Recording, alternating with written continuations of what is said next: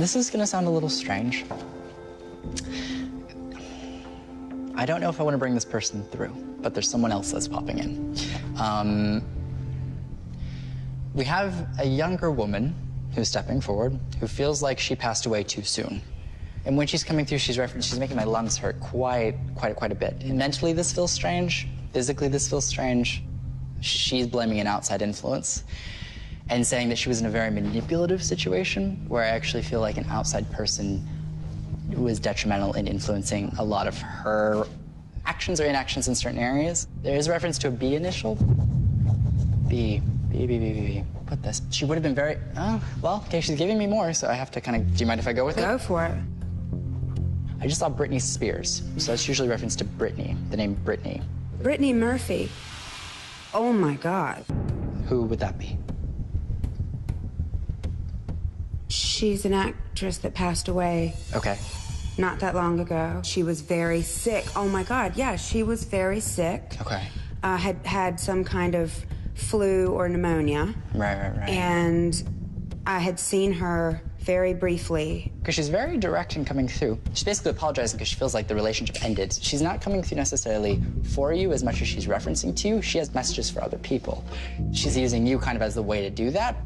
Oh my God. Sometimes that does happen where people will pop in. The man that she married, he OD'd. When she started seeing him, sure, he manipulated her and was more of a Svengali than anything. And I think maybe because I was one of the few in the spotlight that actually commented. I'm so sorry to hear that.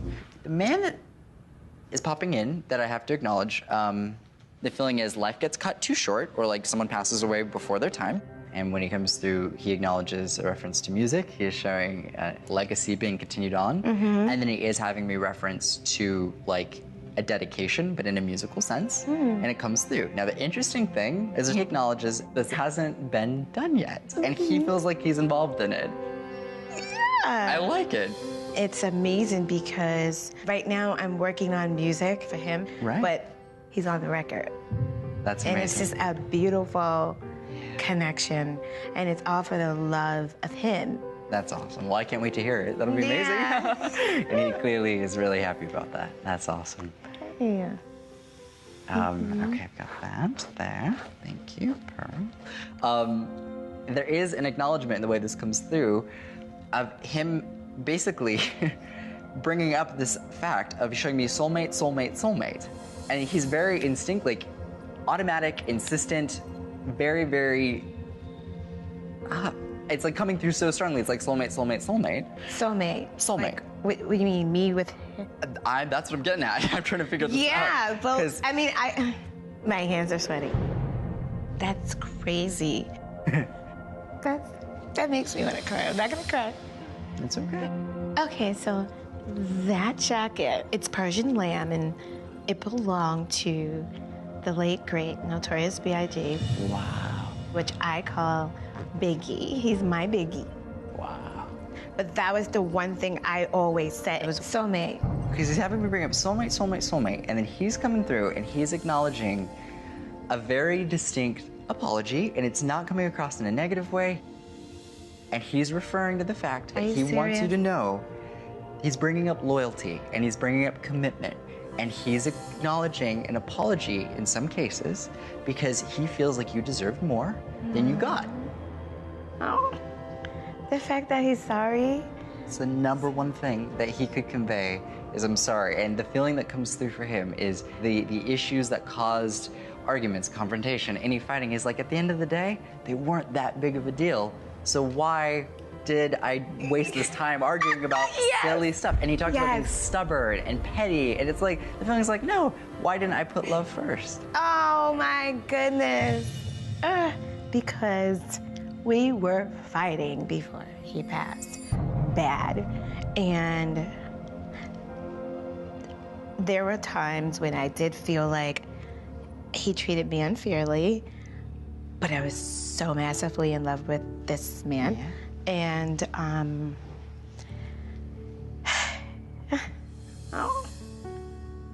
I just want you to know when he comes through, he acknowledges having that love.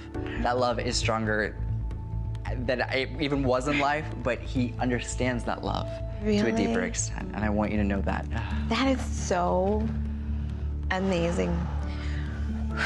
Yeah, because let me tell you, I always wanted to know deep in my heart if he really, you know, meant a lot of the things he said, a lot of the things he did to me. He wants you to know at the end of the day, he's like, you're special. He's calling you his girl. I don't know what this is, like, my girl. And he comes across in that way of truly viewing you as a soulmate. And I really, honestly believe that. It's important. Thank you. When he said that I was his soulmate, that, ooh, I wanted to cry, but I didn't want to mess up my makeup. There's a child that's coming through as well, and this is what's confusing me. This is a female child. She's referencing to the fact that her passing was abrupt and immediate. She's acknowledging that she was not conscious at the time that she passed away, and that's the significance that she's bringing forward. She's sweet, she's beautiful, she's lovely, but she was not conscious when she died. And that is something for her that was a relief because she wasn't aware of her passing. She's referencing, this isn't family. This isn't family. This does not feel like family. So I'm not, whereas I am gonna connect to family, this isn't family, this is separate. This is a child that unfortunately passed. This is the weirdest thing. There's just a reference to Joseph. Oh, like I'm getting actually kind of uncomfortable. Okay. This is the weirdest thing. She was shot. Oh, I do know. I do know. Okay, who would this be? Because Joseph did this. I don't know his name, but it could be very well his name. It's a little girl who was around 10 years old who was shot, and then her... Wow. We put her funeral together. Was there a eulogy? Did more than one person do a eulogy? I did the eulogy. Do you have a sister? My sister did the eulogy. Okay, that's the connection. Wow. Oh my God, I got goosebumps. Whoa. I'm like really. Oh my God. Wow.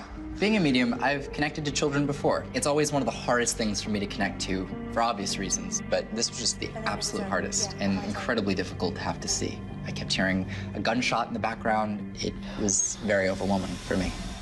She's coming through and she's acknowledging that she's with her mother, okay? Yeah. She's not upset at her mother because she's acknowledging the fact that her mother knew about the father, but that they had different plans. It's like, I want to get out of the situation. Do you know what happened to her mother? She was shot. Also? Yes. Was someone lit on fire? The house is burned, yeah. God, I'm sorry. It's like this has never happened before with this extent of a reading. So with the little girl that's coming through, she's coming through pretty clearly, and I'm actually curious to see what your connection is. So what's the connection with her? So I did a show right in the 80s, early 90s called Growing Pains. And there was a little girl who played my character as a little girl. Okay. And she was a little child actress that we knew. And my dad is an agent, and he was her agent. And so she was in our life quite a bit around that time. And the father murdered her and her mother, shot them, and then set the house on fire. And then my family, because she had no family, buried her and her mother and paid for the funeral. And my sister did the eulogy, so you mentioned that. Right. I would be curious to see if there's a Joseph connection on that side. I would not be surprised if her father's name was Joseph. It sounds familiar. Why would she come through and some people that are super close to me not come through? The reason why she came through really strongly was, in a big part, I feel a big sense of appreciation about the funeral, about the eulogy, because with that situation, you know, it was pretty much just them, and that was an appreciation. Okay. So that would be why. It definitely did seem like she was trying to say thank you and was appreciative, and to have people that weren't even related to me to come in was a very nice thing. That was something that really stuck with me. We've had varying degrees of strength with people. It's interesting. Yeah. Cool. It's amazing. You said some things today that, like you couldn't have known. Right. And you did introduce yourself when you walked in, so I don't even know your first name. This would be a good time to ask. What is it? My name is Tracey. Tracey. Awesome. It's great to meet you, Tracey. Nice to meet you so much. Tyler. Oh, my goodness. Wow. This has been amazing. Yeah. Thank you. I think what this reading really showed was that if a person wants to come through, they'll find a way to do it one way or another. Oh, thank you so much. Oh. And in this case, because she had known so many people that had passed so traumatically and didn't really have resolve to their passing, that's why they came through so strongly, because that was something that they needed in order to transition and move on fully. I have a woman coming through, having me talk about her heart. And this is very clear in the way that this comes through. She's very insistent to acknowledge, no matter how I died, I need them to know the heart. I need them to know the heart. And there's a feeling of having a susceptibility to a heart arrhythmia and also having a susceptibility just to a heart issue. But I can distinctly tell there are other aspects to this passing. People talking about this or discussing this heart thing, but it's something else. It's like, or I die of something else, or people think I die of something else. Mm-hmm. And there's just an emphasis on basically saying, like, people don't know the full picture of how, to what extent this really affected me. But it's a weird way for it to get presented from someone to just randomly pop in. Have there been recent discussions about an individual having, like, a heart thing? Have people said someone had a heart condition? My ex-wife. Okay, this feels heavy. Oh, boy.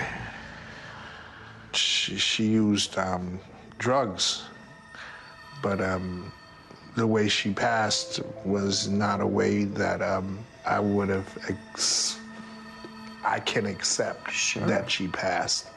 Wow. The way this comes through, and I'm going to handle this sensitively, the feeling that comes across is that if someone may have used substances to some extent throughout their life, the feeling is that I know that when I utilize these substances, I'm not going over the amount that I would know to normally take. This doesn't feel like someone who's necessarily directly blaming drugs, even though there's obviously contributing factors, but there's something else. It's heart. It's heart. Heart is fundamentally what she perceives as being the catalyst to her death. Just because the amount that she would have used, she'd done before. And so the feeling is like, it didn't kill me then, why would it kill me now? Unless there's something wrong with my ability to kind of process or metabolize this. Okay. She's very selective in the way she comes through. She's not giving me like a ton. She's very private. When she's connecting, very, very, very private. When he brought up the heart situation, it made some sense. He was bringing forth my ex-wife, and I mean, I don't think he knew that it was my ex-wife that was communicating to him.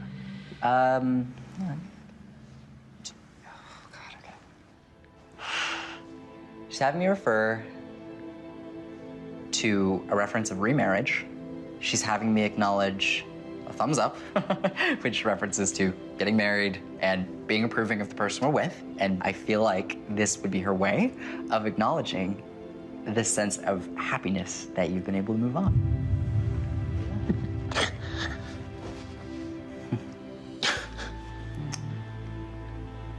Oh, man.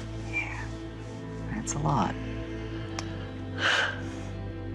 You're amazing. Oh, you're so sweet. Thank you. I mean, they are connected to you by the love that you have for them and that they have for you. Oh. This woman was here and she transitioned another woman who passed away. She is connecting hands with what looks like a child. And she's coming through and she wants everybody to know that she helped her little girl when her little girl transitioned. And it doesn't. My ex-wife and my daughter. My daughter passed and my ex-wife passed also. She's coming through and giving me this feeling of I was there to hold her hand when she made her transition, when she left. People would have felt her mother around when she passed away. She comes across and she, so this is so random, but there's a joke about a Tina Turner impersonation or someone impersonating Tina Turner, and it comes across in a funny way. Remember that I'm saying this. The Tina Turner thing is amazing because my daughter used to dress up as Tina Turner and run around the house doing all of Tina Turner's dances, and it's just like, wow, nobody could have known that. Nobody. The feeling that comes through is basically an acknowledgement from this younger female that she knew how much she was loved, that she was told how much she was loved. Oh. I'm sorry. Do you understand that? Yes, I do. When her mom died, me and my daughter was estranged. Yeah. Yeah. Thank you for that. Of course. Sometimes answers can help. Yeah. I love it. Your daughter comes across. She does not in any way blame you or have any frustration with you or have any negative emotions associated with you in any way. And so there's this connection on her end of just acknowledging, like, I want you to know that I love you and that I'm not upset. She does not blame the old you, and she's saying the old you. I don't know why this is coming across, but she loves her mom and she loves her dad so much. And she understands that you both were in extraordinarily unique situations, but she comes across basically saying, I understand they did what they had to do to get by from their perspective. And she acknowledges being a little girl, and she was very smart as a child, but she wanted you to know that she wasn't as detrimentally affected by these things as people might have said that she was. Because when she comes across, she's like, I had an amazing life. I had so many opportunities. I have some things here. Sure, That was a absolutely. picture of me and my daughter. And my baby girl. That's... My twin. Oh my gosh, that is surreal. That's Yeah. Christina. Wow. Well, I'm glad she let me know exactly what I needed to know. Oh my gosh, that is so surreal. Wow. Yeah. My ex-wife was Whitney Houston. I gathered after You seeing did that not. picture. Oh, really? Yes, absolutely. Yes. Okay. Whitney Houston. Yeah. Right. I didn't realize that the person I was bringing through was Bobby Christina Brown and Whitney Houston. I'm in complete shock. Wow. Yeah. Whitney Houston Brown. Right? For me, it's not like the Sixth Sense, so I don't see these people's faces oftentimes. I just kind of communicate the message. To me, they're just a soul. It's very humanizing, and I think actually a really beautiful thing that when they come through, she doesn't come through as Whitney Houston. She comes through as your former wife, and so much more than just what people thought of her as. Okay. But then I also have to talk about, I have 2 drug overdoses coming through. The way I would put this, this is really confusing, because for being an adult, there's a childlike quality in their life and how they were. I'm gonna get additional details. A few of my friends have a tendency to not grow up. Right. We all started working very young, right? So right. It's very hard to let go of your youth when you grow up as an adult. Right. You know, you're expected to have adult responsibilities at a very young age. Right. Things like that. So it's weird that on the other side he comes through embracing this childlike quality and embracing how he really was. But in life, he's acknowledging that this would have been a disservice, that in being like a child, he would have been taken advantage of, and this is in the way that this pops in. But what's strange is that he's acknowledging that he had opportunities where it was clear that he knew that there was manipulation happening, and I don't know in what context. But he was still kind of naive, still, I don't know in the way to describe this. If someone in a career sense hurts us or manipulates us, generally we're able to, acknowledge it, see it, and then get out of it. The feeling is that I can't get out of it, even though I know this isn't right. It's not there's one person I'm blaming as much as there's multiple instances of kind of what I feels like trauma to some extent, but I don't know why he was stuck in this. Well, then I know who you're talking about. What is this? There's a reference to getting up to get a glass. I have a glass in my hand, and I'm thirsty, and then I died of a drug overdose and passed very quickly. You're talking about Corey Haim. Corey Haim? There's no question that Corey Haim was coming through to him. But I don't think Tyler knew who Corey Haim was. I don't know who that would be referencing to. Okay. You don't know, really? Yeah. But my best friend was Corey Haim. Yeah, it was the 2 Coreys, yeah. It all makes perfect sense, really, what you just described. And then she's referencing to a car accident. And this is interesting because she's placing these two together, but she's having me acknowledge that if this had happened in a different country, this wouldn't have happened.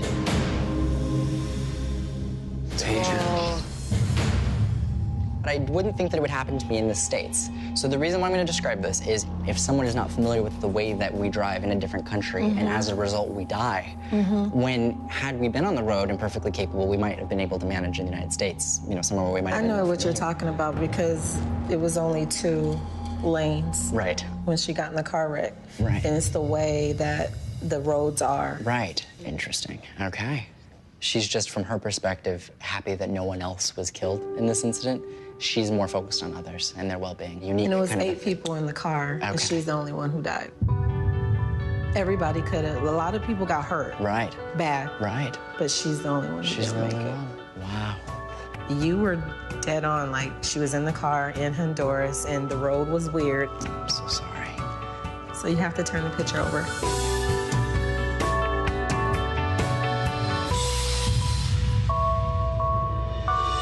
Do you know who it is? You know, I don't. Not off the top of my head. I have to tell you. Yep. And the weird name you were talking about, the reason you never heard of it, we call her Left Eye. And we're in a group called TLC. Right. And her name is Lisa Left Eye Lopez. Wow.